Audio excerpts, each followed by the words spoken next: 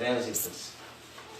Legal, legal, amigo internauta conectado na live Web TV Status, 23 horas e 32 minutos, num oferecimento de ótica pelotense. Para você que está nos ouvindo pelo www.radiostatus.com e para você que está nos assistindo pela Web TV Status. Lembrando que posteriormente nós subiremos a live, subiremos esse trabalho de hoje para o nosso canal no YouTube, Rádio e TV Status. Falamos do direito de na primeira live do direito de resposta do meu amigo Ney José. Falamos na segunda live do direito de resposta do Ney e da decisão do Varziano. Né?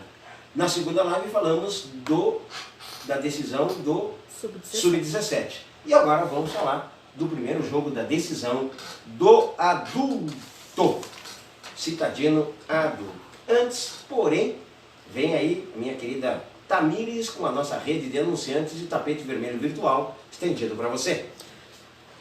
Tá bem, um abraço aqui desde já aos nossos amigos conectados na live, na última live da noite, né? Vamos lá, nossa rede de anunciantes. Casa Repesca, o shopping de artigos esportivos da região. Ótica Pelotense, valorizando o seu bom gosto.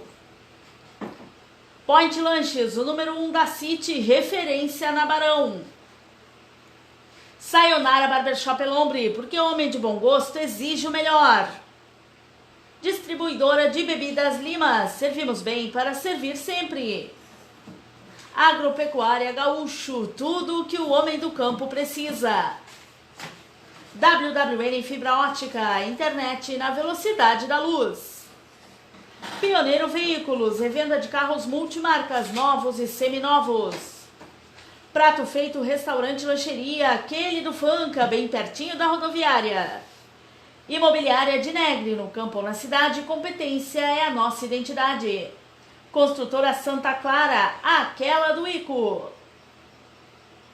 Panificadora Santos, ali em frente ao Banco do Brasil. Brião Gás e Água, ligue 3263-4040. Santa Vitória Veículos, dê asas aos seus sonhos com conforto e qualidade. RC Móveis, móveis de Gramado, o padrão de qualidade que você merece. Oficina e loja de bicicletas Gurizinho, pedalar faz bem para a saúde. Mercado Santa Maria, a tradição que você conhece. Agilson, lembrando também Sim. que está com a gente aqui o Mercado Passos, aquele que atende você quando todos fecham. Sinuelo Agropecuária, parceira do Homem do Campo. Fone 3263-6701. Chama Gás, 20 anos atendendo a comunidade santa vitoriense. Ligue 999-34-4250. Pode ligar a cobrar. Chegando também, né, Gilson? Mais 3 empresas com a gente? Agora nos próximos dias já estarão aqui conosco, se Deus quiser. Né? Tu lembra ou não? Bom, líder, oficina e loja de bicicleta. Deixa eu ver. Eu não me lembro todo mundo. Cestas da Ju. Cestas da Ju. E também a Fruteira Tutunguinha. Fruteira do Tutunguinha. Márcio Tutunguinha. Isso aí. Tá bem. Tá, Gilson? Só mandar um recado aqui. São os nossos anunciantes, né? Isso. E já chegando aí, acrescentando na nossa rede. No telão aí conosco também. Isso aí. Mandar um abraço aqui, Cláudio Andressa Martins Souza. Aqui é o Zequinha na escuta. Grande Zequinha. E também o Ney José. O responsável pelo tapete espetacular, tapete verde do Esporte Clube do Branco. Um tapete, literalmente, para a prática do futebol. Assim como tem lá no Vitorense tem o Rogério, no Brasil tem o Gilson, vejo por vezes o Maranhão também ali, o Léo, mas aqui no Rio Branco e o Zequinha esse ano não fez, né? Eu até estranhei que ele é muito cuidadoso, que ele chega a fazer que parece Champions League, né? Que é aquelas listas assim. Uma vez no Campeonato Brasileiro tinha, não lembro qual era o time que usava muito a lista. Aqui em Santa Vitória tinha isso. Uma vez nós conseguimos, numa transmissão que nós fizemos, o Zequinha tinha o campo em listras e que é fantástico, e os auxiliares adoravam aquilo, né? Os auxiliares, os bandeirinhas, né? E nós também. É um trabalho muito bonito, parabéns ao Zequinha, né? Pelo belo trabalho que faz no cuidado no campo do Esporte Clube Rio Branco. Gilson, Diga. só para mim não fazer coisa errada, só para mim ter certeza. Esse Zequinha é aquele que foi convidado a se retirar do campo por engano? Exato. Ah, tá. Exato. Então. Até que a gente... É este Zequinha que é um baita de um artista. Mas que lembrança, cara.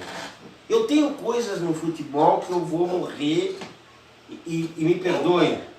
Que eu até citei uma frase aqui que não é minha. Eu vou morrer e não ver tudo. Quem usa muito essa frase é o radialista Marco Antônio Bonova, que eu tenho um grande carinho, um grande respeito pelo profissional. Então ele sempre usa, eu vou morrer e não ver tudo, volta e meia, eu quando ouço sempre, volta e meia, agora faz tempo que eu não ouço, o seu programa de manhã pela Rádio Cultura, ouvia sempre ele dizer essa palavra, então eu vou morrer e não vejo tudo. E agora eu estou copiando aqui.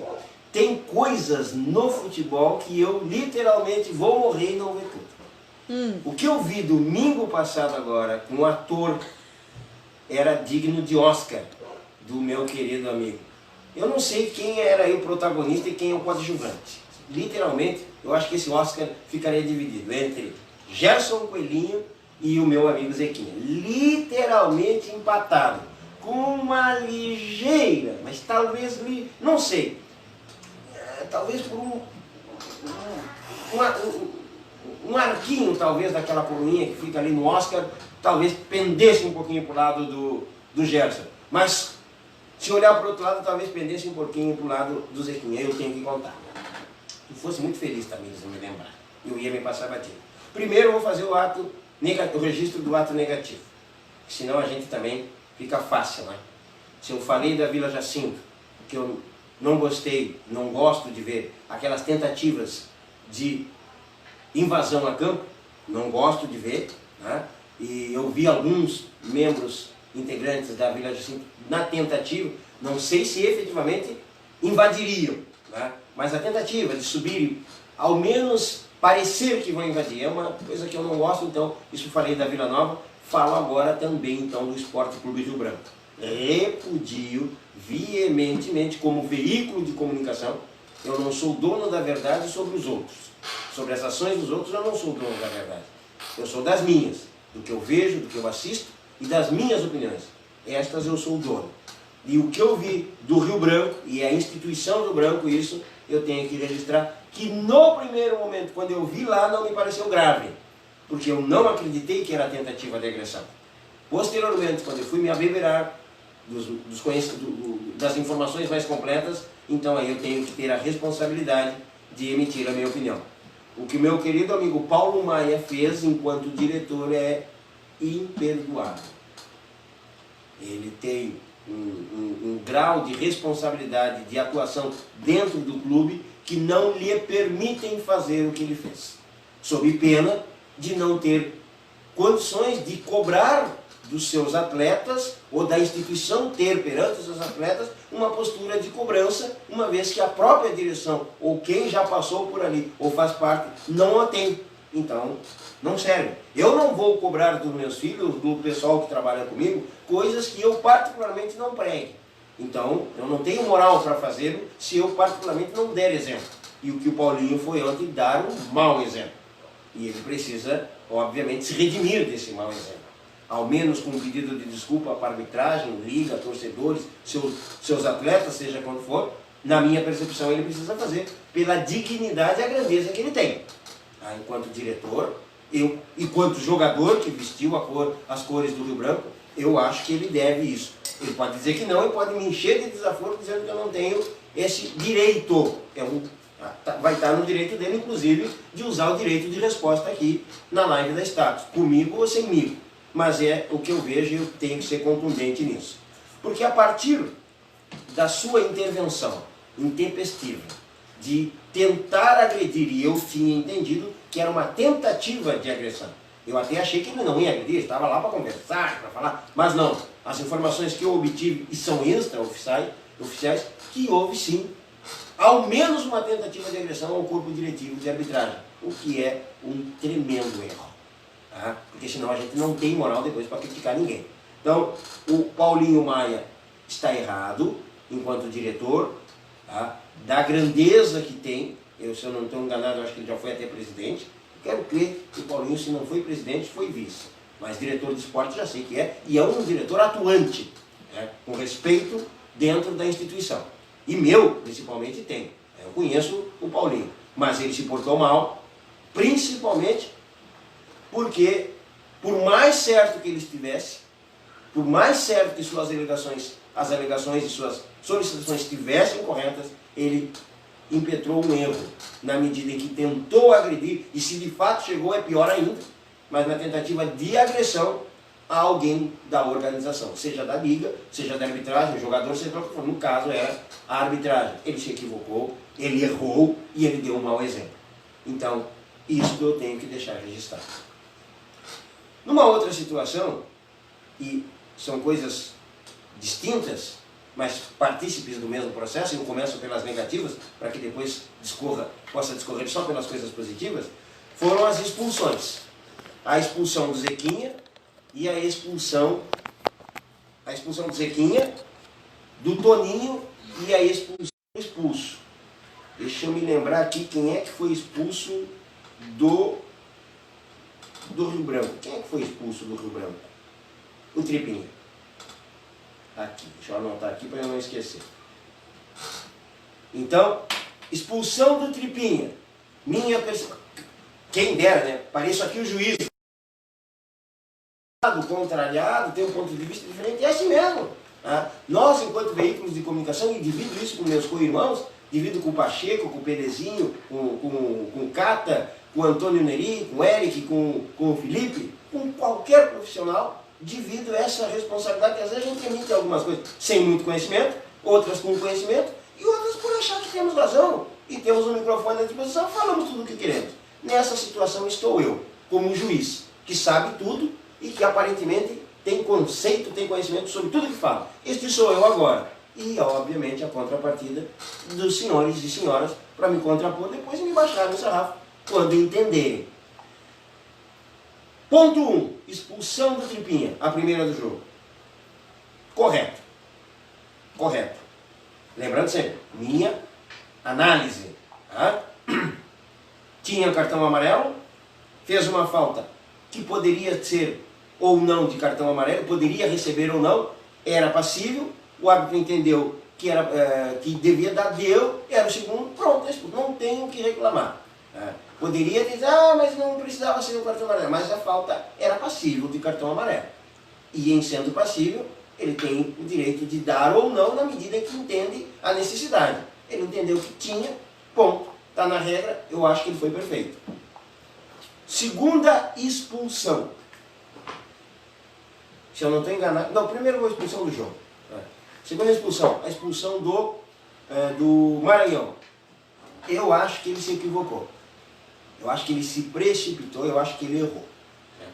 Mas entendo o que ele pensou, porque vi o gesto que ele fez no ato da expulsão. E aí é que a gente entra para não ser o dono da verdade. São pontos de vista diferentes. Eu estou de frente vendo a jogada. E ele está não digo de costas, mas em diagonal. Ele viu a jogada em diagonal, quase de costas. E eu vejo a jogada de frente. São ângulos totalmente diferentes. E pode ser que tenhamos opiniões divergentes. A opinião do árbitro, que eu vi o gesto que ele fez. Ele fez assim para o Maranhão. Literalmente, ele entendeu que o Maranhão deu uma tesoura, porque o estrondo foi muito grande. Se a gente não está tão perto, parecia que tinha quebrado. Como a gente viu a queda, viu que não foi algo assim.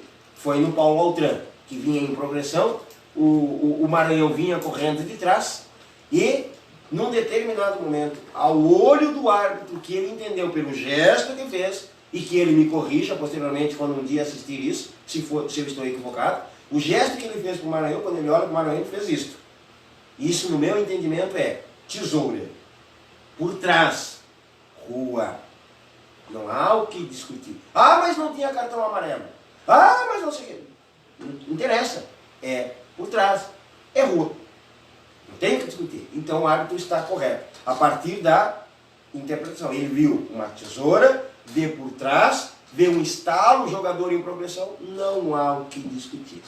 O problema é que eu acho que ele teve uma interpretação errada, porque não foi uma tesoura, foi em tese muito mais aquele atravanco, né, de uma trompada, né, uma trompada, como vocês quiserem, que foi por trás, que foi porque o jogador mais tropeçou do que tentou, na verdade, ele tentava sim, ele ia tentar botar o pé, talvez até uma alavanca ali, né, ele tentava chegar, eu acho que ele não chegaria na bola, mas ele ia tentar uma alavanca ali, procurando a bola, não talvez pegar o jogador, isso era inevitável.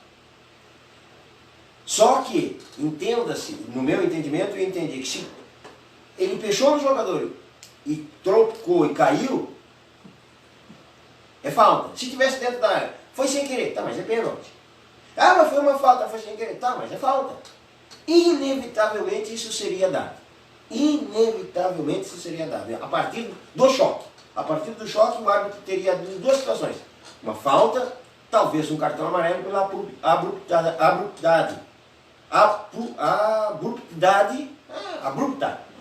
É mais ou menos ainda. Pela rispidez, talvez, da jogada, né? Porque ela foi abrupta, mas ela não foi ríspida. Então é muito rápido, o árbitro tem segundos. Eu estou de frente e vi um tropicão, vi uma tentativa de tirar a bola e um estalo entre os dois. Qualquer situação daria falta. Em qualquer sem querer ou não sem querer eu daria falta. E possivelmente até talvez tivesse um cartão amarelo pela imprudência, porque o jogador já tinha passado. O Maranhão não chegaria. Isso é inconteste. O que eu contesto, o que eu acho que foi uma precipitação, foi o cartão vermelho, porque eu estou de frente e vi uma outra jogada do árbitro. Mas se eu vou pela interpretação que o árbitro fez, não tem o que discutir. Ele entendeu que foi por trás, que foi uma tesoura, deu o estalo, o jogador caiu, ficou efetivamente, o próprio atleta sentiu que atingiu o jogador, então na interpretação do árbitro não há o que discutir. Por isso que a gente tem interpretações, pensamentos e a razão. Eu acho que a razão o Maranhão tem de dizer que foi injusta a sua expulsão. E que eu também acho que a foi. Mas a partir da interpretação do árbitro, infelizmente, eu vou dizer que o árbitro tem razão, que é aquela situação. Não foi pênalti, mas eu naquele momento entendi que foi. E ao entender que foi pênalti, eu te expulsei porque era uma clara situação de gol. Está na rua. Mas não foi sem querer. Bom, interessa. A interpretação é que manda. E o árbitro interpretou assim, na interpretação dele, essa era o que eu tinha. Se ele não dá nada e entende que foi sem querer, até era possível, porque ele entendeu que o jogador caiu e todo mundo ia querer brigar. Mas ele entendeu que o jogador caiu. É uma situação. Mas a partir de que ele entendeu que o jogador deu uma tesoura por trás, ele está certo em expulsar, porque essa é a regra. Então, são coisas distintas, infelizmente, para o Brasil, para o Maranhão, para o espetáculo. Eu até creio que o Rio Branco até esteja feliz que o Maranhão não esteja no jogo, é possível, mas o espetáculo perde um pouquinho porque o Maranhão é um grande jogador. Faz uns 3 ou 4 anos ele faz sempre um belo campeonato, é decisivo, é uma válvula de escape do Brasil, vai fazer falta. O Brasil com o Maranhão tem um sistema de jogo, sem ele vai ter que ter uma alternância ali. Se o Renteria estiver bem, que saiu sentindo uma lesão, vai ter uma situação. Se o Renteria não puder, já complica, né? Já complica. Não tem ali jogadores nas características do Maranhão, então vai ser complicada a situação. Mas, pela ótica do árbitro Maranhão, pela ótica do árbitro, a partir do entendimento que ele teve, ele foi bem expulso. Injusto, diga-se de passagem, na minha. Mas pela interpretação do árbitro, eu reconheço que ele fez certo em te expulsar, porque é o que ele tinha que fazer, mesmo que tu não tivesse cartão amarelo. Se eu vou, como nós de frente, todo torcedor que está ali achou que o árbitro fez um crime contigo. E essa é a verdade. Tá bem? E o árbitro também, né? Thiago foi auxiliado aí pelo William e pelo André. Eu acho que o árbitro teve uma atuação firme. Eu não acho que ele influenciou no resultado, eu acho que ele foi bem. Eu vi todo mundo reclamando, eu vi os dois times querendo o couro dele, mas eu acho que ele foi bem. Na minha percepção, eu acho que ele foi bem. Eu sou controverso nessa falta e a expulsão do Maranhão, porque eu entendi uma outra jogada. Eu estou de frente e eu estou dizendo, ele vem em diagonal e a leitura que ele fez, o gesto característico da tesoura por trás, a partir daí eu sou obrigado a concordar que ele tinha que fazer isso, a expulsão. Eu acho que ele foi bem. O que ele fez errado, para quem conhece os nossos meandros aqui, foram as duas expulsões, do Toninho e do Zequinha. Nós que conhecemos o métier sabemos que foi errado, porque visivelmente não era o Toninho que estava reclamando. Poderia ter expulsado todo o Banco do Brasil se ele quisesse, menos o Toninho, porque o Toninho foi o que menos reclamou. O Toninho, eu acho que num determinado momento abriu os braços para ele, e no exato momento que ele abriu os braços, o Maeka estava... Não tem como, sai cara, Maeka espertaço que é, né? E os outros também. E ali, mais uma hora, bem na hora que o árbitro olha, se vira de frente, o Toninho, acho que foi assim, no momento que o Maeka grita, bate! E todo mundo enlouqueceu, querendo a cabeça do árbitro, porque o Toninho, obviamente, todo mundo sabe que é um gentleman nesse sentido. Né? Então, o que acontece? Sabe-se disso, mas então, expulsasse todo o Banco do Brasil, que ele não estaria fazendo crime nenhum. O Brasil vai ficar louco comigo aqui, mas podia ter expulsado todo mundo ali por reclamação, essa reclamação de futebol. Né? Eu estou falando nesse sentido, não tem ofensa, não tem nada. Mas por essa, se ele quisesse fazer isso, podia. Né? E o menos culpado seria o Toninho.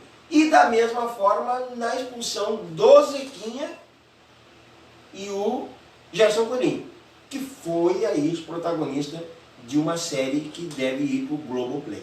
Seguramente, se a Globoplay, se o Globo, Maurício Sherman, sei lá quem que é, o Schroeder, né, descobrirem que o Zequinha e o Gerson moram em Santa Vitória, leva os dois. Protagonistas do novo seriado, esporte, seja lá, o que eles quiserem, vão concorrer ao Oscar no ano seguinte nos Estados Unidos, indiscutivelmente. Por quê, gente?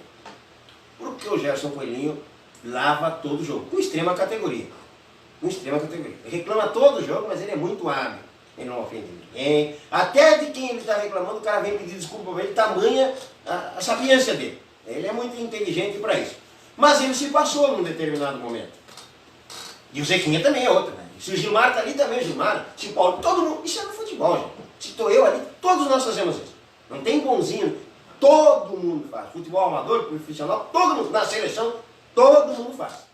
Em determinado momento, é assim por isso que o Filipão estava sempre na rua, no Xembu. Todo mundo faz. Não tem essa criticar tipo, para botar o dedo na mulher. Mas o árbitro, infelizmente, ali tem uma hora que ele cansa e ele faz quieto. Deu. E manda um, dois para a rua. E ele fez isso no Banco do Brasil, quando mandou o Toninho, e fez com o Zequinha. Só que não era o Zequinha.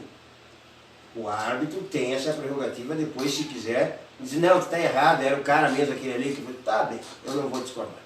Mas eu tenho plena convicção, que eu entendo um pouquinho, eu disse na live anterior, né, tá aí, quando a gente estava narrando, eu disse na live, e refaço isso aqui sem falar com o árbitro, sem falar com ninguém da organização.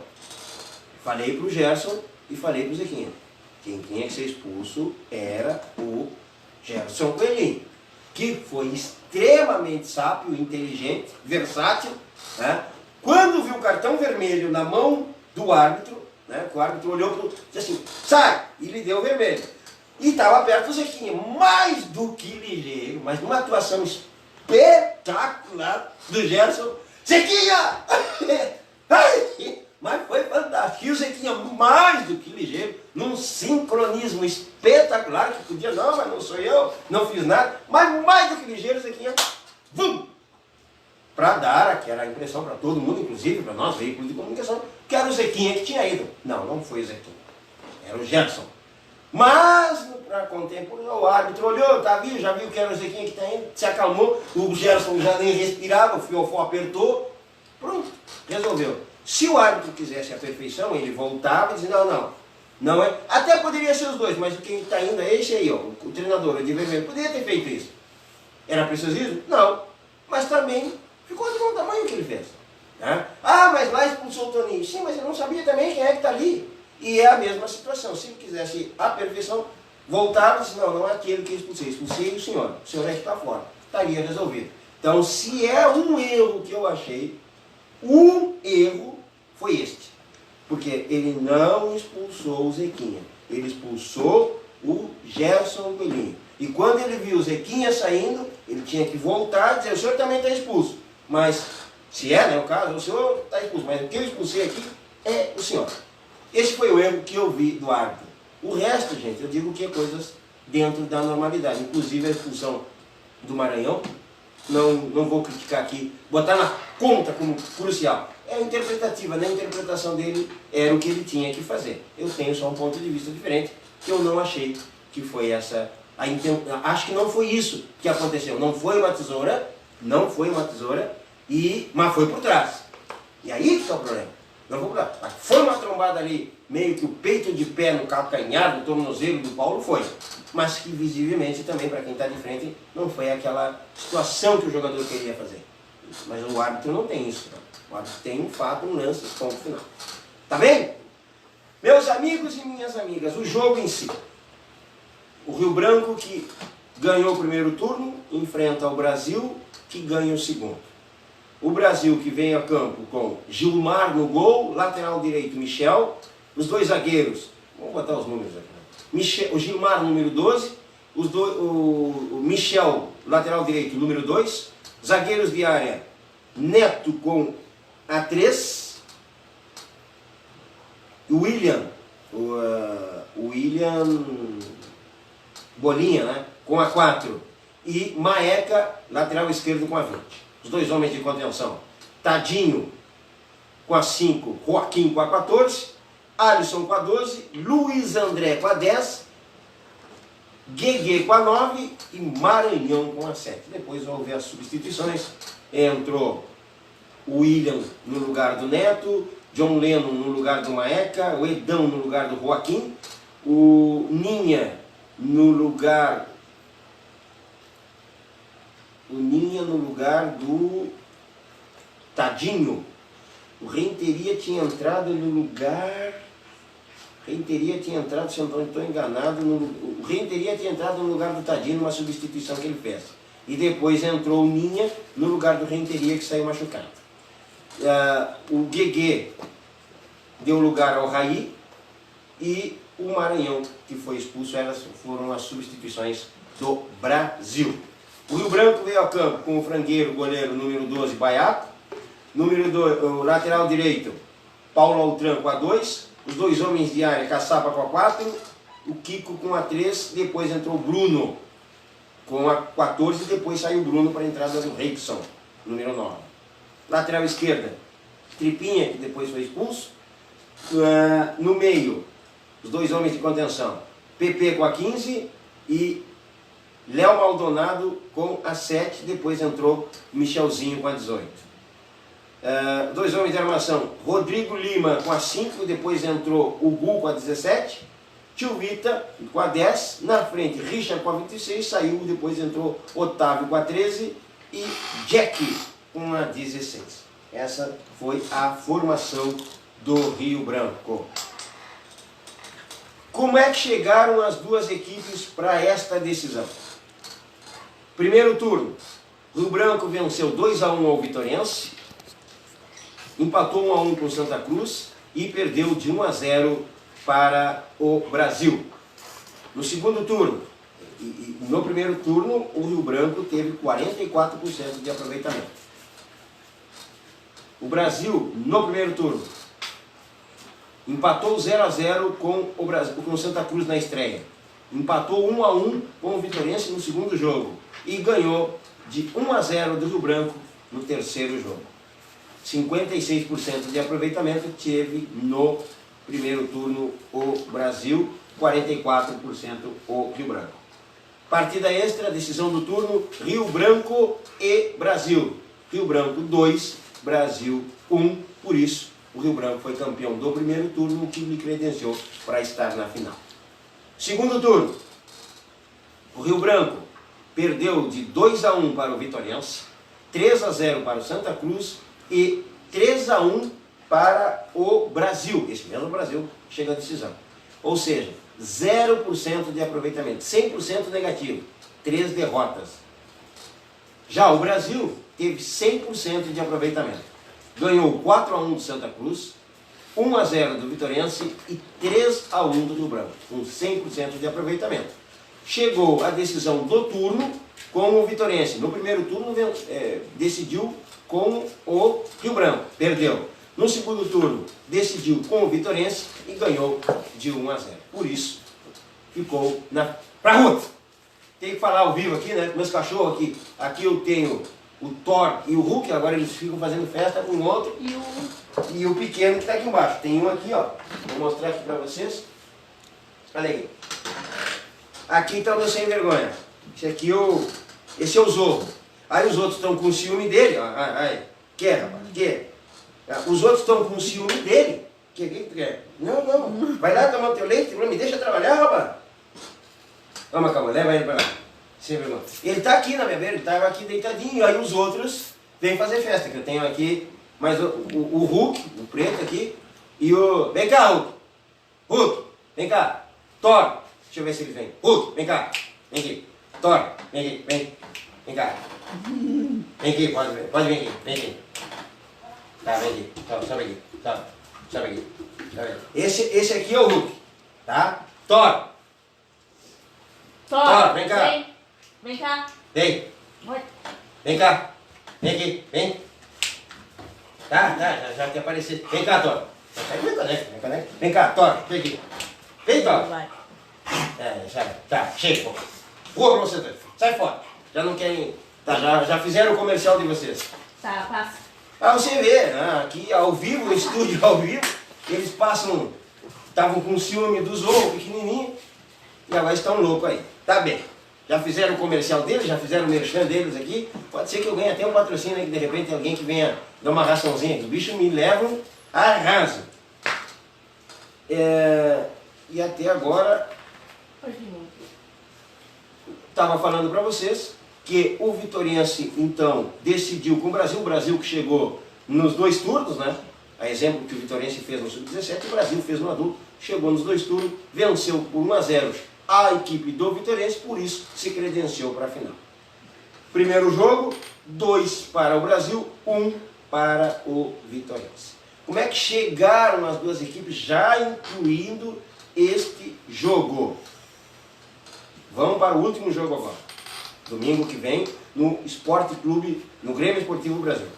O Rio Branco, com 8 jogos, 2 vitórias, 1 empate, 5 derrotas, marcou 8, sofreu 14, tem 6 negativos, tem um saldo de 6 gols negativos, 29% é a campanha do Rio Branco. Já o Brasil, em 9 jogos, porque o Brasil tem 1 a mais, que chegou nos 2 turnos, o Brasil tem 6 vitórias, 2 empates, 1 derrota, que foi aquele jogo extra para o próprio Rio Branco, marcou 14 gols, sofreu 6 e tem um saldo positivo de 8.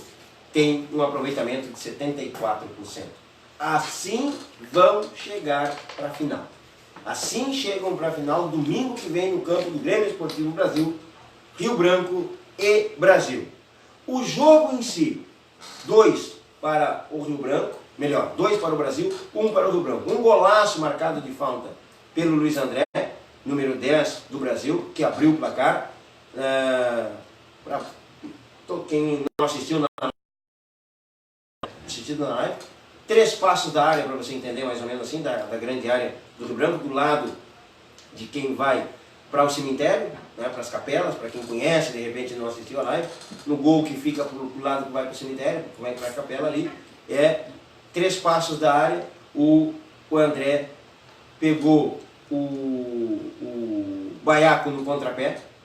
Eu não vou dizer que o Baiaco tentou adivinhar, eu estou dizendo até que ele armou a barreira e acreditou em tese que o jogador, com a qualidade que tem o Luiz André, colocaria, porque ele armou a barreira e teria ficado no lado esquerdo. Ele armou a barreira do seu lado direito, do lado direito do gol, mas do seu lado esquerdo. A barreira ficou para o lado esquerdo dele, Baiaco.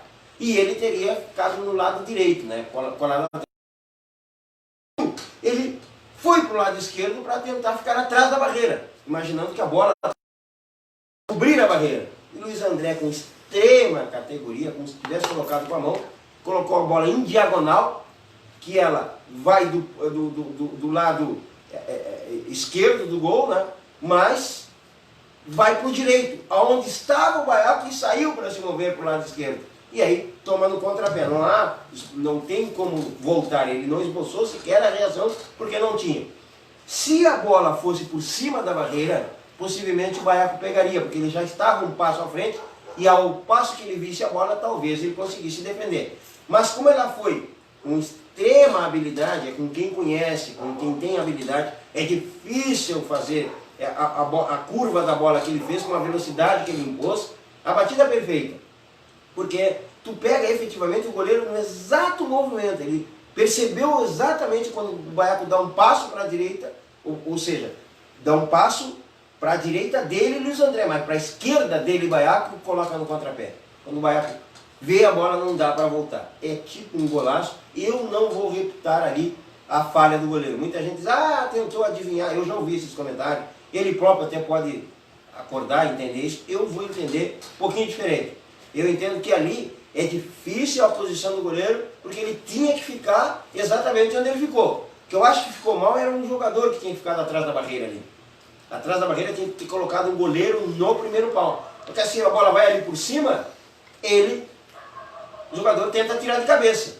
Eu acho que essa era a função. Acho que isso assim foi um equívoco. Então como ele não botou ninguém lá e teve que sair para cobrir, ele deu para o jogador, o atacante que é inteligente e que viu o movimento, obviamente, presumindo que ele não deixando alguém ali, teria que ir cobrir, né? Senão ficava muito fácil. Ele não conseguiria chegar do poste esquerdo no direito antes da bola, seria impossível. Mas, dando um passo, como ele tentou, poderia. Mas o jogador inteligente, profissional, que é o Luiz André, sabe disso, fez essa leitura e esperou exatamente o timing. E foi muito feliz, muito preciso na batida da bola. E aí foi um gol antológico, maravilhoso, que está na live narrado aí pelo Fernando Everaldo. Espetacular o lance, todo o mérito para o Luiz André. O gol de empate do Jack foi na mesma trave, mas foi no outro goleiro, foi no segundo tempo, já com o goleiro Gilmar, que pode-se dizer que falhou, porque já se viu vários goleiros tomando esse gol assim, né? Mas é posicionamento, né? O time que a bola desce parecendo que vai para fora. Então o goleiro fica sem a referência porque ele vem dando passo para trás. E como a bola vem alta, te parece que ela vai subir, e que ela vai sair por fora. E tu não esboça a reação para tentar levantar a mão. Quando tu vê, ela desce em cima de ti, já é tarde. Já tomaram gols assim no Sub-17, os goleiros do Sub-17 já andaram tomando gol assim. Já tomou ano passado, se eu não me engano, até o Eric andou tomando um gol assim. É o Eric, o grande Eric, goleiro do Vitorense, que esse ano obviamente ficou dificultoso dele vir, porque ele estava jogando o Campeonato Uruguai, mas ele já tomou um gol assim também. E, que é aquele tipo, né? Quando dá um passo para trás, tu perde a referência do time certinho que tu tem da linha do gol, e é mérito de quem bate a bola.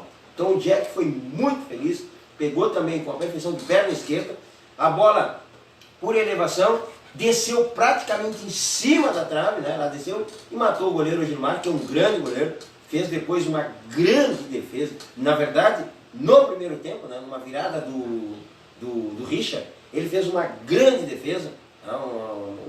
Uma tabelinha do Richard, que recebeu, se não me engano, acho que foi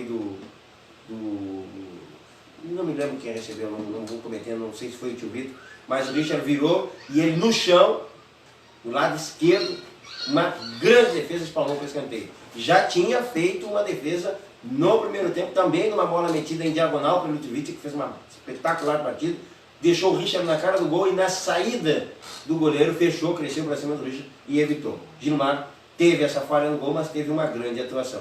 Já o Baiaco não foi muito exigido, né? Os dois lances do gol foram ele em teste até pode se acreditar um pouco de falha, eu não vou refutar, mexo sempre com o frangueiro e tudo, mas não vou dizer que essa, no primeiro turno sim, no segundo turno sim, eu acho que ele falhou num gol ali do Brandon, né, no gol de falha, acho que ali ele falhou, mas nesse aqui eu não vou dizer que foi falha, acho que dou mais mérito para o Luiz André na batida que deu do que falha do goleiro. E o segundo gol do Brasil foi também a partir da Brasil, se eu não estou enganado, o Rio Branco estava com um jogador a menos. Foi um momento que o Brasil tomou conta do jogo, foi naquele momento que tomou conta do jogo, num primeiro time, mas depois o Rio Branco se recuperou e até foi melhor. Eu acho que o Rio Branco, quando tem um jogador a menos, até melhorou. Foi muito melhor que o Brasil. Mas a minha leitura aqui não serve como base para ninguém. E o Raí, que entrou como válvula de escape, o menino descansadinho, entrou na frente, ele tentou vir para o meio, o Toninho chamou a atenção desse não, que ele veio para a origem, né, para a marcação, mas o menino não está em desenvolvimento ainda físico para isso, embora ele tenha a questão de chegar primeiro, mas ele inevitavelmente faria uma falta, receberia uma trombada ali, um corpãozinho meio desnecessário e poderia ser prejudicial. Lá na frente, obviamente que ele leva a vantagem de entrar descansadinho e ter a explosão. E foi exatamente o que aconteceu. Num lance, uma bola rebatida dentro da área, ele tentou, obviamente, finalizar, errou, a bola respingou, sobrou exatamente para o matador. O Maranhão fuzilou 2-1 o gol da vitória do Brasil. Merecido? Em tese, sim. Eu acho que o Rio Branco voltou a ser Rio Branco. É que o Brasil é um time muito bem organizado, ele é taticamente um time muito comprometido com o que o Toninho define. É um time que respeita taticamente aquilo que está desenhado pelo treinador, ainda que por vezes os jogadores contestem, que eu vejo os jogadores dizendo, vamos fazer assim para lá. Não, mas no jogo terminam fazendo exatamente o que o Toninho determina e cumprem, tá? E aí essa resiliência do Toninho, e até certa conservância da sua estrutura, lhe dá essa condição. Porque ele é pragmático, ele não é aquele time que joga um belo futebol exuberante, mas joga exatamente o necessário. Joga aquilo que lhe é possível para determinadas situações. Joga com regulamento, com a cartilha, joga como quiser. Mas ele joga efetivamente aquilo que o regulamento pede e que a situação exige. E por isso, o Toninho é sempre regular em todos os anos. Se não é campeão, é vice e por aí anda. E não é diferente, faz a melhor campanha nos números, né, nesse campeonato. Tanto é a prova disso que chegou nas 2 finais de turno, foi o Brasil que chegou. Então não tem como contestar isso. Eu posso contestar a dinâmica de jogo, por vezes. Né? Contesto a dinâmica do jogo, sim. Num jogo em que o Rio Branco tem o Richard como expoente, eu não vejo como tu colocar o Maeka para marcar o Richard. Ah, mas aí tem Renteria e tem o John Lennon. Ah, mas ele gosta mais do Maeka porque o Maeka funciona como terceiro zagueiro e sai como surpresa, assim. O segundo jogo o Maeka tem 4 ou 5 gols, chances de gol no jogo, criadas por sua imposição. Então não dá para contestar, porque ele perde, obviamente, a transitabilidade, a evolução tática no ofensivo, mas ele ganha muito no sistema defensivo. O Maeka conhece todos os atalhos, brincadeiras à parte que a gente faz, né? Se o Maeka fizer um gol, nós temos... Não, vamos olhar o pragmático tático. O Maeka é excepcional. Ele comanda juntamente ali com o Joaquim e com o Tadinho também. Eles conversam, eles batem um pouco, o Neto e outros também. Eles brigam entre si, em tese, né? Parece que estão se matando, mas não, é exatamente a leitura, a composição, a leitura tática do que o jogo pede. E isso é inconteste. Então o Maeka cumpre uma função tática muito interessante. Eu, por vezes, não colocaria tantas vezes ele no jogo. Eu, por exemplo, eu até poderia começar, porque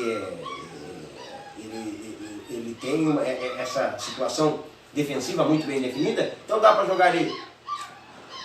Ele tá trancado? Não, se ele tá na casa dele, tira ele na casa dele. Ele tá bravo porque ele quer ficar aqui na rua, então tira.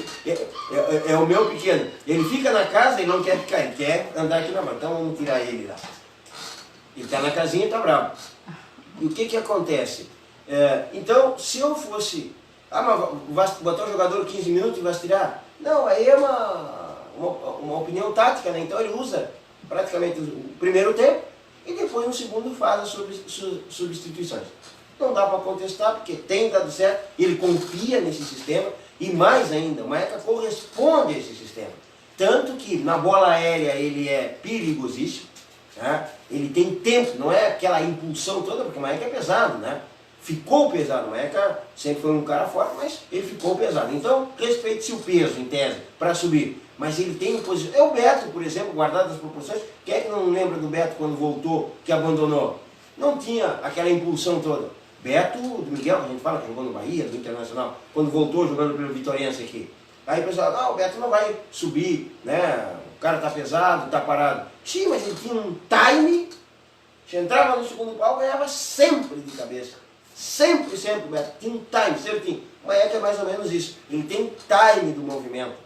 O zagueiro tem mais impulsão até, vigor físico, então aquela coisa toda, né? Que são mais leves, mas ele ganha. Né? E por baixo também, né?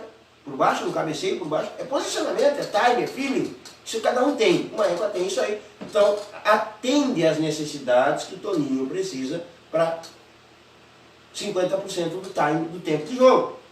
Né?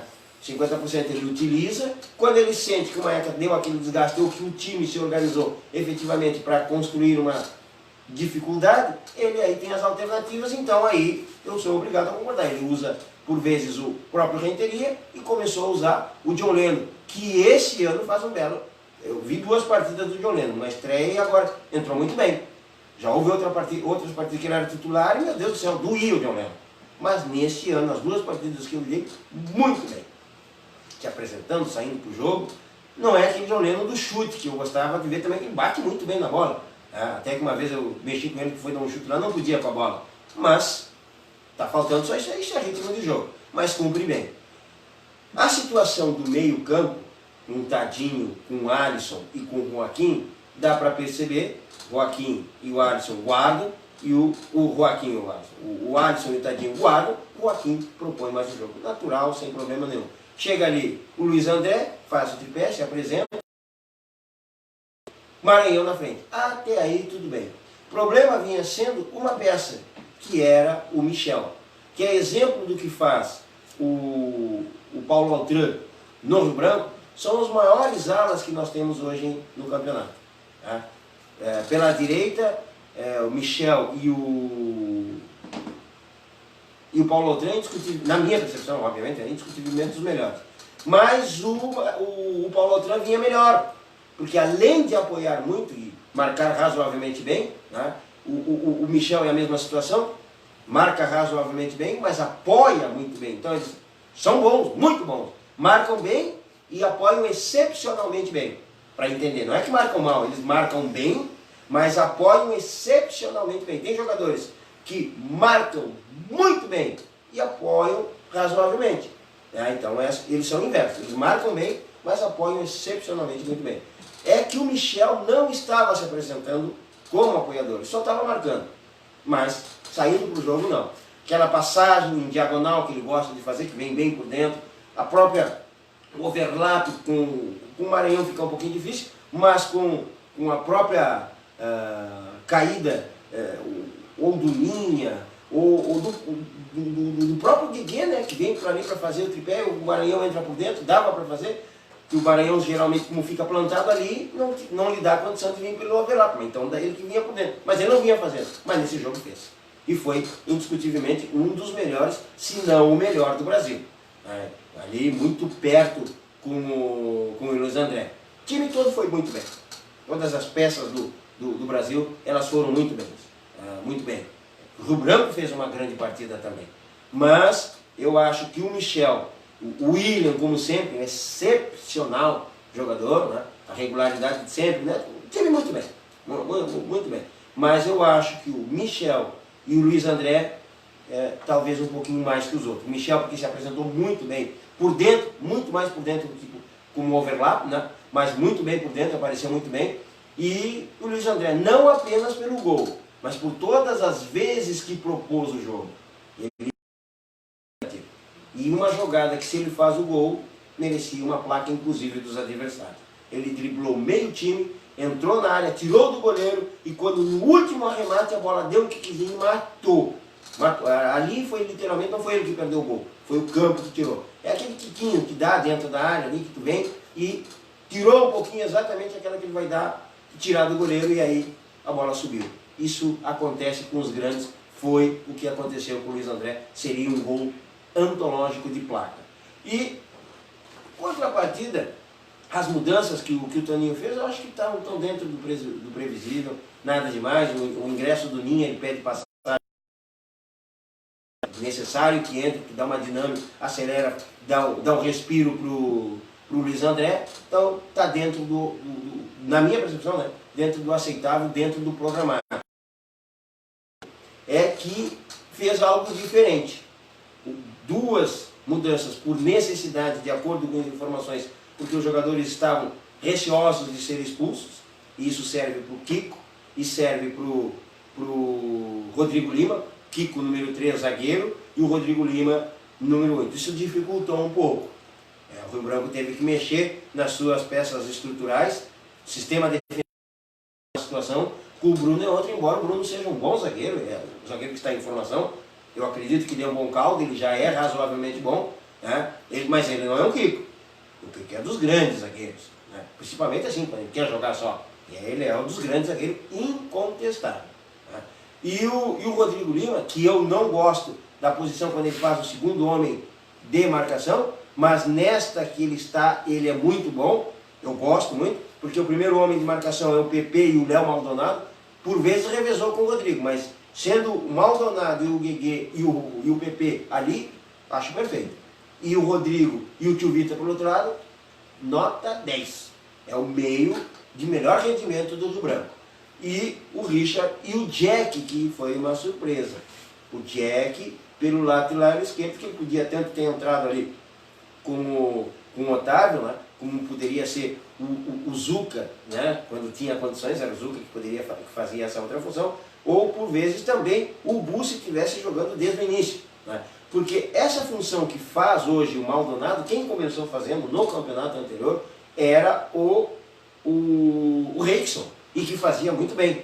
Tá? O Rickson, na ausência do Maldonado, o Maldonado não estava vindo nas primeiras rodadas, no primeiro turno não veio, não vinha vindo. Era o Rickson que faz muito bem essa função, o Rickson. Mas o Rickson também faz frente.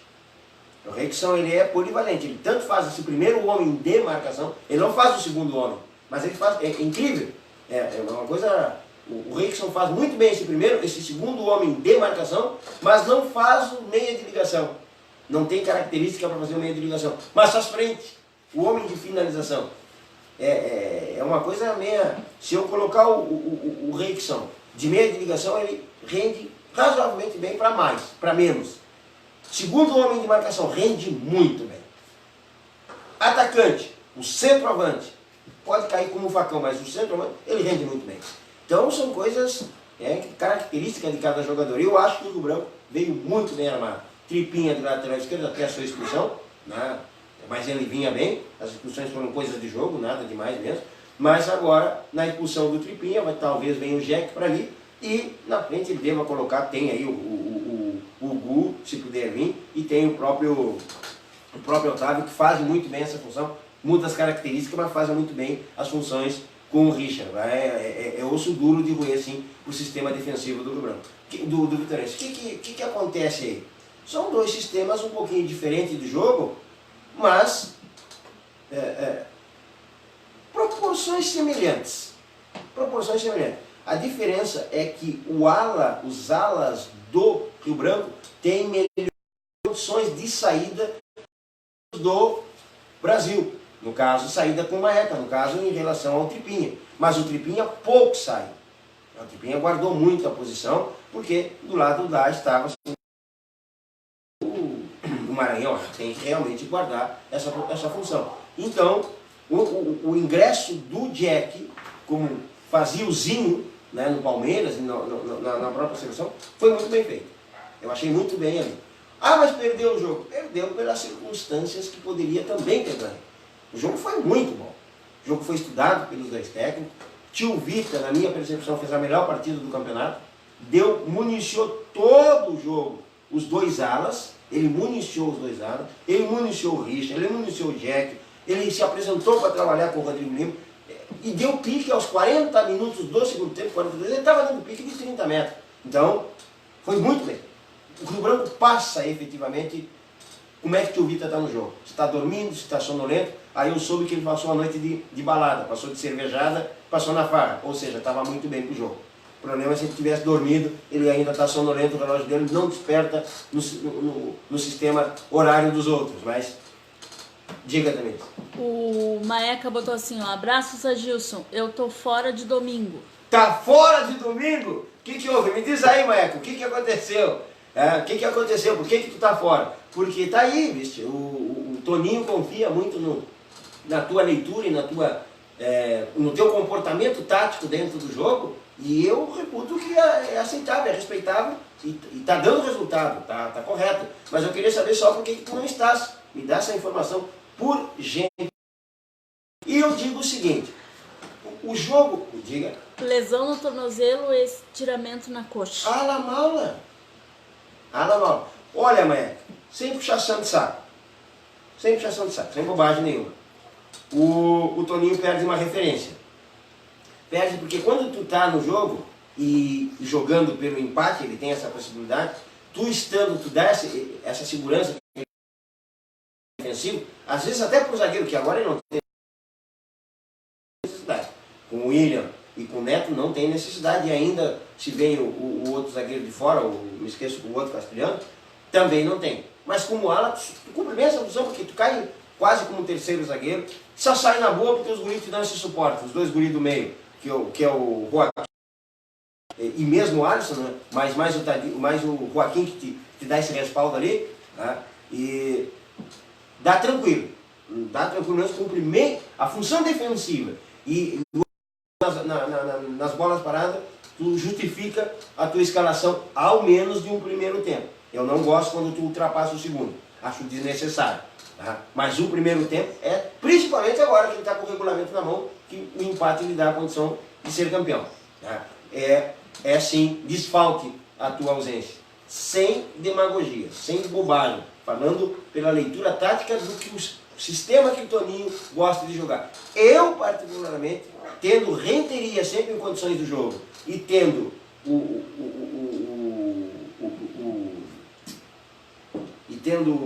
John Lennon, pra mim, tu é banco. Eu te boto sempre no banco, porque eu gosto de sair, eu gosto do ala que sai. Não tu nos teus tempos lá, meu Deus do céu. Mas hoje, assim, eu te uso, obviamente, uma segurança a mais. Mas aceito o que o Toninho faz contigo, porque ele dá essa estabilidade, dá condição. Os guris entram, seja quem for o ala que entra para um segundo tempo com os caras um pouquinho mais cansados e o cara com todo vamos dizer assim, o tesão, né, bem descansado. Então, é válida essa técnica, essa tática que utiliza, tá? Que no caso eu mataria e posteriormente ficaria difícil para eu ter um acréscimo do segundo tempo. Então, eu vejo como perfeito aí. Não vejo como para dar uma de bom nesse sentido, não. Tá legal? O que eu espero para o segundo jogo?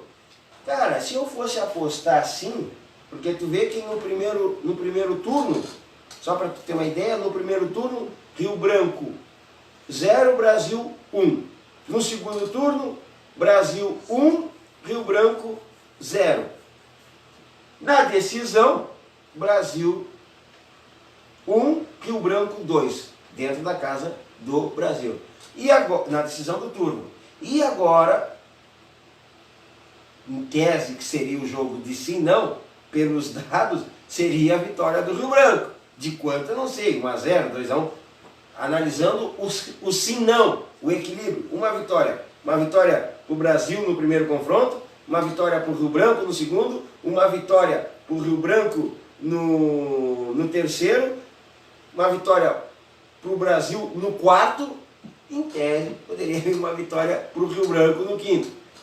Mas, como está 2-2, pode ser que o sim não entre em questão nesse agora. O que vale agora é que o Brasil joga pelo empate, e isto é um grande trunfo para o Toninho. Ele tem essa condição de saber jogar com essas nuances, né? Mas tem aí a pecha de já perder o título outras vezes para o Rio Branco dentro da sua casa. Já perdeu o campeonato, já perdeu o turno, enfim, não é uma coisa que possa entrar de sangue doce. E o Rio Branco voltou. O Rio Branco que eu vi agora domingo tem alguns probleminhas de banco. Jogador que não aceita sair, que sai contrariado, que mina o ambiente. Isso é natural, mas eu também entendo que no profissional também tem jogador que sai chateado, mas não é nem às vezes com o técnico. É com a situação, o cara não gosta de sair, nem que o jogo esteja 10-0, o cara não quer sair. Isso é normal. Eu não vou fazer uma tempestade em um copo d'água por causa disso, que eu vi jogador sai carrancudo com o árbitro, com o técnico, que passa pelo técnico, que não cumprimenta, que sai xingando, que fala mal. Eu entendo isso de vestiário. A gente conhece de banco, casa-mata, vestiário, a gente entende essas nuances aí. Sei de jogadores que não gostam de perder nem no paro ímpar, tá ganhando de 10-0, 45 minutos, o treinador chama ele para trocar por outro, ele quer briga com o treinador. Tem jogador que é assim. E é natural. Eu vou dar um exemplo. O Richard é um jogador que é assim. E por que eu digo isso? Porque eu fui treinador dele bebê. Tá? Sub-11, sub-13, fui treinador do Richard. Nós ganhando o jogo de 6-1, 6-2, eu tirava ele um pouquinho e ficava enlouquecido. Ele queria briga, ele queria chutar todo mundo. Claro, brincando nessa situação, mas é da emoção do menino. Eu fui treinador deles, eu não quero entrar nesse mérito, senão vou falar de mim, né, no meu trabalho. Tinha a gurizada e era Richard, Gola, Gu, eu vou citar todos aqui, mas o Richard principalmente, Jordan, esses guris ganharam tudo comigo no campeonato que nós jogamos, ganhamos tudo. De ponta a ponta, não tinha para ninguém, eles eram tudo no mesmo time, são da mesma safra. Mas o Richard, tu botava ele entrava, fazia 5 gols. E eu estou ganhando 6-0, 10-1 do time e tenho que trocar todo mundo. Tu tirava ele um pouquinho e ficava um nervosismo fora, porque ele queria entrar, ele queria fazer mais gol, ele queria ganhar. É da natureza do jogador. Aí cabia a mim, trabalhar isso no guri. Tá? Potencializar isso, melhor estrutura possível. Isso é da natureza, tu leva isso pro caixão quando morre. Então, mas precisa ser trabalhado. Então, essas situações acontecem com o Richard e com outros jogadores. Por vezes, quem está de fora, ou mesmo no banco, se sente diminuído, porque sai quieto, não fala nada, e aquele tem privilégio. Isso tem que ser trabalhado. Isso precisa ser trabalhado para não minar o vestiário, para não minar um companheiro que fica no banco falando mal. Essas situações em todos os clubes acontecem, por vezes, com um ou outro jogadores. Às vezes tem um que trabalha mais, consegue extrair melhor, e o outro às vezes tem que ser até isolados do time. Isso acontece. Mas o Rio Branco voltou. E como voltou o Rio Branco? Voltou com unidade organizacional tática que o Rio Branco tinha perdido, talvez um pouco pelas peças, mas em um determinado momento o Gersinho perdeu a mão do time, porque a função tática e o próprio desenvolvimento do desenrolar não estava acontecendo. Ultrapassagem do Paulo, a própria chegada, Paulo Altran, né? A própria chegada do ala esquerdo, quer fosse Jack ou fosse Rafinha, não estava fluindo mais porque não tinha um meio campo que colocasse para eles a condição de trânsito. Né? Mas porque não era tipo, não interessa quem seja quem for, tem um sistema que tu precisa respeitar. Tu troca as peças, mas não o sistema. Mas tu trocou as peças, tu muda o sistema porque tem um jogador que é característica diferente. Então tu tens uma outra alternativa de jogo que o time tem que entender. Porque senão aquele jogador que tem uma leitura diferente, uma característica diferente, vai estragar todo o resto do time, porque tem que jogar só para ele. Ou vice-versa. Ele é o único que não consegue jogar. Então, quando tu trocas a característica de um jogador, tu muda uma sistemática de jogo para organizar a fluência da equipe. Então, eu não aceito quando o jogador, mas eu estava desfalcado de 3-4 e aquele não conseguiu jogar. Não consigo jogar porque aquele que entra não tem a mesma qualidade, isso eu reconheço. Mas e o ritmo, e a transitabilidade, e o movimento, as peças têm que movimentar. Isso que o Branco não estava conseguindo fazer mais. Tinha perdido isso. Quais são os fatores? São eles, mas tinha perdido. Voltou. O jogo do Rio Branco foi muito bom. Mas o Brasil ganhou. Sim, ganhou. Ganhou porque teve 2 jogadores que fizeram a diferença, efetivamente. Um foi o Luiz André e o outro foi o Michel. Eles fizeram efetivamente a diferença. E o Joaquim, enquanto teve no campo, não apenas desarmou, ele jogou. Ele fez o time andar, fluir. Mas o Rio Branco, quando teve um jogador a menos, foi melhor. Se alguém quiser contestar, é um direito de cada um. Mas eu vi o Rio Branco melhor quando teve um jogador a menos. É que o Brasil é frio, é calculista, é cirúrgico. É um time talhado para isso. Os jogadores são cascudos para isso. Talvez um outro time tivesse passado mais pedaço. Porque o Rio Branco, com um jogador a menos, literalmente foi bem superior ao Brasil. Foi bem superior ao Brasil. Claro que o Brasil também teve suas trocas ali, teve uns problemas lá, teve que trocar ali. Mas a entrada e saída do Renteria, por exemplo, dá um diferencial que o técnico tem que fazer tudo que estava programado. Mas o Rio Branco tinha um a menos ali, se aproveitou dessa situação, cresceu bastante. Foi um jogo bom. Poderia ter vencido o Rio Branco? Poderia, sim. Poderia ter vencido. Se aquela defesa espetacular na virada do Richard tivesse entrado, não sei. E se no primeiro tempo, uma grande jogada do Tio Vitor, para mim o melhor em campo, que a estilo Ronaldinho olhou para a direita, olhou para a esquerda e meteu na direita assim, ó, ninguém viu, e entrou o Richard, né? Era uma eca, o lateral, ele entrou em diagonal no meio, saiu na cara do Gilmar, o Gilmar pressionou em cima dele. Se entra aquilo ali também já não sei nada. Quer dizer, o jogo foi aberto, foi para as duas equipes. Né? Quem criou mais oportunidade foi o Branco, mas quem foi cirúrgico, quem foi eficaz, foi o Brasil, e assim tem sido o Brasil. Não joga aquele futebol exuberante. Já fez uma partida muito linda. Eu gostei daquela partida de 3-1 que o Brasil ganhou do Rio Branco, porque ali eu vi Guigui aparecendo, eu vi Michel jogando, eu vi Renteria de A. O time voou aquele dia. O Rio Branco disse, mas estava só se tivesse completinho, perdia igual. Aquele dia, naquela dinâmica do jogo, o Rio Branco poderia botar completinho, botar até o Paulinho Maia, que jogava como centro médio, como diretor fez, mas como centro médio jogava muito bem. Se botasse Paulinho Maia, botasse Gilmar, botasse o Gerson, junto lá com de goleiro, que o Gerson atacava bem, bota junto com o Baiaco e o Sassá naquele dia, bota os três, ia perder de novo, ia perder igual. Porque o jogo do Brasil naquele dia fluiu maravilhosamente bem. O time estava solto para jogar. Jogou efetivamente, sei lá, porque já estava classificado, não precisava de nada, e talvez que tivesse mordido de ter perdido o turno para o Rio Branco ali dentro.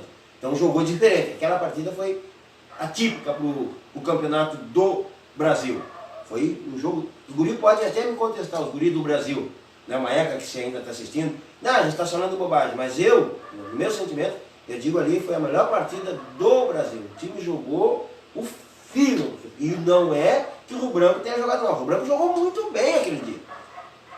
Jogou muito bem. O Rio Branco se propôs a jogar e queria efetivamente o resultado. Mas é que o Brasil aquele dia foi falando na última partida do segundo turno. E agora nesta, foi um jogo de igual para igual. Claro que foi um jogo mais trabalhado, mais truncado. Mas teve momentos que as duas equipes saíram para o jogo. Meio campo trabalhando, passe de bola. Dava para ver Guigui puxando, aproximando com o Luiz André, articulando com o próprio Michel, que se apresentou muitas vezes no campo ofensivo. Estava faltando essa participação. E o Joaquim, né? Ele vem por dentro, ele participa muito do jogo. Tá? Então, fica guardado ali, fica plantando ali, guardadinho, o Alisson e o Tadinho. E o Joaquim faz essa transitabilidade. Um pouquinho chega um pouquinho para trás, mas ele se apresenta na frente. Está faltando só aquele chute de média distância. Ele tem essa qualidade, não está fazendo. Mas é por aí. O jogo é bom, está em aberto. Né? Não dá para dizer. O Rio Branco tem plenas condições de ganhar no tempo regulamentar, tem as plenas condições. Pode perder, sim, mas tem plenas condições de ganhar. Assim como o Brasil ganhou aqui, o Rio Branco tem condições sim de ganhar do Brasil, dentro do Brasil, por 2-1, 3-2, 2-0, 3-1 pode, é normal, quando o time sai, é totalmente normal. E aí depois teremos os pênaltis que nada pode acontecer, não se pode prever. Sim, mas também pode o Brasil ganhar de 1-0, 2-1, 3-2, 3-0, pode, porque são equivalentes. E o Rio Branco está no jogo de novo, está no campeonato de novo. Eu acho só que trabalha só um pouquinho essa questão de unidade, para que se perder todo mundo perde junto, independente de quem entra ou quem sai, é só isso que falta, e voltou. Não voltou com aquele ritmo de jogo que é natural. Isso é natural. O ritmo de jogo do Brasil, completinho, com todo, é melhor já. O ritmo de jogo do Brasil já é um pouquinho melhor. Mas o Rio Branco está vivo, está dentro e tem todas as condições. É assim que eu vejo o resultado. É assim que eu vejo a possibilidade da decisão domingo no campo do Grêmio Esportivo Brasil, com a nossa cobertura minha narração, comentários do Nata e do Everaldo. Diga, Denise. Deixa eu ver aqui antes, tem uma...